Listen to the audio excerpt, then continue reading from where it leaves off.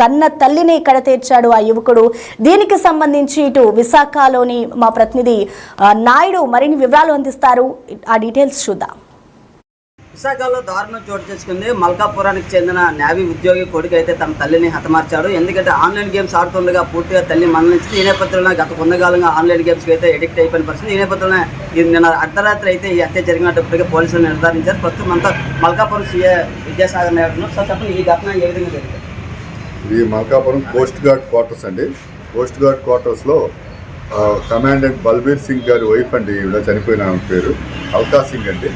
ఈవిడ 47 years. వీళ్ళిద్దరికీ బల్బీర్ సింగ్ అల్కా సింగ్కి ఇద్దరు కొడుకు ఉన్నారండి. ఒక పెద్ద అబ్బాయి పేరు అన్మోల్ సింగ్, చిన్నోడి పేరు ఆయుష్మాన్ సింగ్.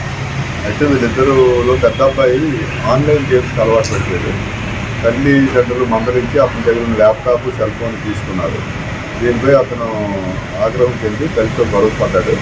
నిన్న మధ్యాహ్నం సాయంత్రం 4 గంటల నుంచి 6 గంటల మధ్యకాలంలో ఈ ల్యాప్టాప్, సెల్ ఫోన్ ఏమన్నా తల్లికి అడిగి గొడవపడితే తల్లి ఇవ్వనన్నది.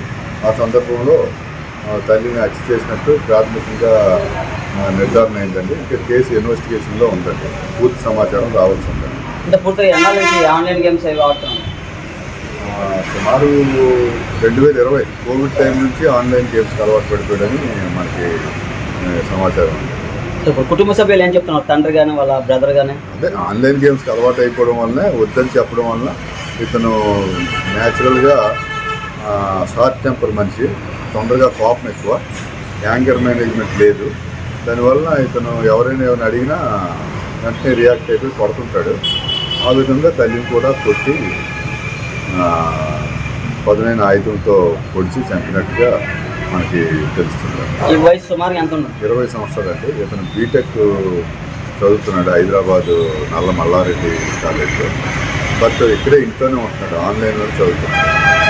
విశాఖపట్నం వచ్చి అక్టోబర్ 2024లో ఫాదర్కి ట్రాన్స్ఫర్ అయిందండి.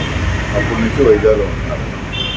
ఇంకా చూడచ్చు సార్, ఏ విధంగా చూడచ్చు పేరెంట్స్ పూర్తిగా పిల్లలు ఆన్లైన్ గేమ్స్కి అడిక్ట్ అయిపోయిన పరిస్థితి ఏ విధంగా చెప్తారు పేరెంట్స్? సమాజంలో సెల్ ఫోన్ అనేది మనిషి శరీరంలో భాగం అయిపోయిందండి. అందరూ చాలామంది పిల్లలు, పెద్దవాళ్ళు అందరూ కూడా సెల్ ఫోన్కి అడిక్ట్ అవుతున్నారు.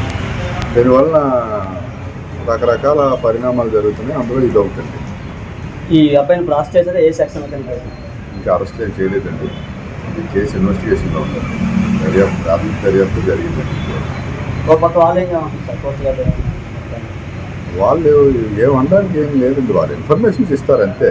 వాళ్ళేనా అందరూ ఒక తల్లి కొడుకు ఫ్యామిలీ ఇష్యూ, ఫ్యామిలీలో మద్దతు జరిగింది. అందరూ బాధగా ఉంటారు. వాళ్ళేమో అందరూ ఇన్ఫర్మేషన్ ఇస్తారండి.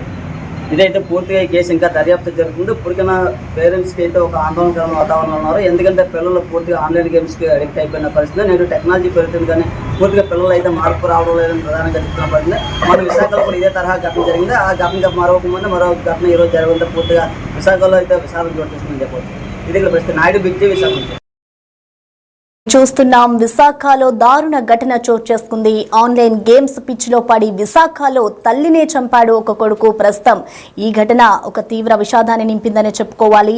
ప్రస్తుతం ఈ కేసుకు సంబంధించి ఇప్పటికే పోలీస్ స్టేషన్లో ఆ యువకుడు అరెస్ట్ అయి ఉన్నాడు. దీని మీద ఇన్వెస్టిగేషన్ జరుగుతుంది. ఆ యువకుడి మీద ఎలాంటి సెక్షన్స్ కింద కేసు నమోదు చేశారు అనేది కూడా ఇంకా మనకి తెలియాల్సి ఉంది. ఇటు హైదరాబాద్ లో బీటెక్ 3rd year చదువుతున్నాడు ఆయన పెద్ద కొడుకు అన్మోల్ సింగ్. ఇటు ఇంట్లోనే ఉండి ఆన్లైన్ గేమ్స్ కు అలవాటు పడ్డాడు.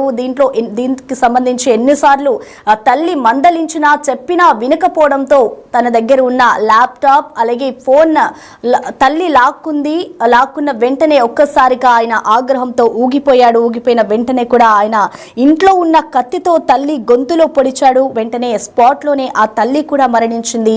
ఈ విధంగా ఎవరైతే గేమ్స్ కి బానిసై ఉన్నారో ప్రతి ఒక్కరికి కూడా ఇదొక నిదర్శనం అని చెప్పుకోవాలి. ప్రతి ఒక్క తల్లిదండ్రులు కూడా ఇప్పుడు అలర్ట్ అవ్వాల్సిన పరిస్థితి నెలకొంది. ఈ విధంగా ఎంతో మంది తమ తల్లిని కానివచ్చు, ఇంట్లో ఉన్న అక్క చెల్లెల్ని కానివచ్చు, అలాగే తన తండ్రిని కూడా చంపిన ఘటనలు ఉన్నాయి. అయినా కూడా సమాజం ఇంకా మారడం లేదని చెప్పుకోవాలి. ఇదొక ఘటనే కాదు, ఇంకా చాలా ఘటనలు ఇలాగే చోటు చేసుకున్న పరిస్థితి నెలకొంది. ప్రస్తుతం ఈ కేసుకు సంబంధించి ఇటు ఎస్ఐ మాట్లాడారు. దానికి సంబంధించి ఇన్వెస్టిగేషన్ జరుగుతుంది. అలాగే యువకుడి మీద ఎలాంటి సెక్షన్స్ కింద కేసు నమోదు చేశారు అనేది కూడా ఇంకా తెలియాల్సిన పరిస్థితి అయితే నెలకొంది. నెలకొంది. ప్రస్తుతం యువకుడైతే అరెస్ట్ అయిన పరిస్థితి అక్కడ నెలకొంది.